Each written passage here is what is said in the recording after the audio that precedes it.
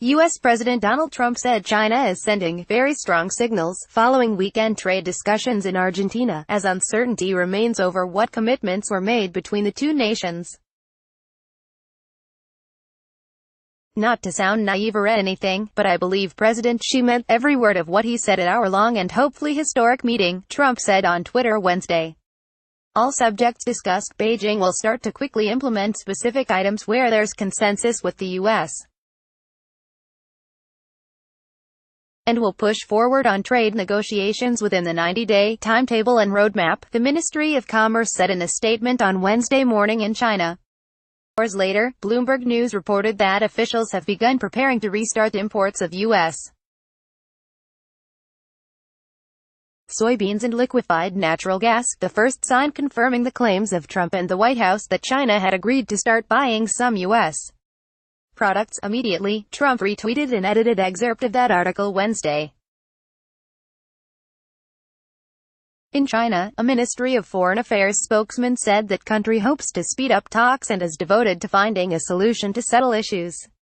Global markets cheered the weekend accord on Monday, only to reverse course Tuesday as doubts emerged over exactly what the world's two largest economies had agreed on. While Asian and European equities dropped Wednesday in the wake of the biggest slide in stocks on Wall Street since the mid-October downdraft, U.S. futures advanced after the statement from China echoed Trump's optimism over bilateral trade talks. The Ministry of Commerce statement described the meeting with the U.S. as very successful, and said China is confident of implementing the results agreed upon at the talks, but didn't provide any further details on the outcome.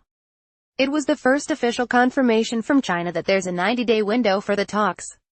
China and the U.S. announced a truce in their trade war after the meeting between Trump and Xi Jinping on Saturday, but that quickly descended into confusion, with both sides announcing different statements on what was agreed. There's also been confusion just on the U.S. side, with the White House, Trump and his advisors making conflicting statements as to the details of a deal. One of the very exciting things to come out of my meeting with President Xi of China is his promise to me to criminalize the sale of deadly fentanyl coming into the United States. It will now be considered a controlled substance, Trump said in another tweet Wednesday, subsequently adding that China would see incredible results if it imposed the death penalty on distributors and pushers. The White House statement listed what it claimed China had promised to do.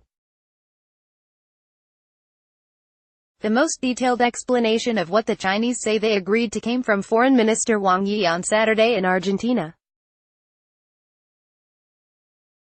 He told reporters that China had said it was willing to expand imports according to the needs of its domestic market and people, including importing marketable products from the U.S. to gradually ease the trade imbalances, adding that both sides had agreed to open their markets to each other.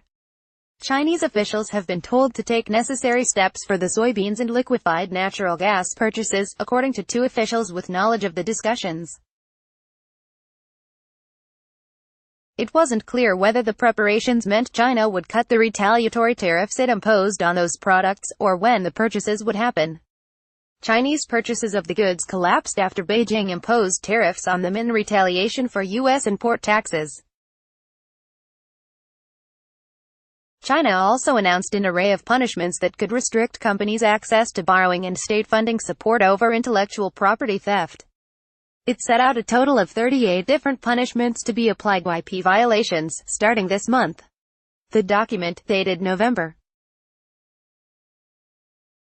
21, was released Tuesday by the National Development and Reform Commission and signed by various government bodies, including the Central Bank and Supreme Court.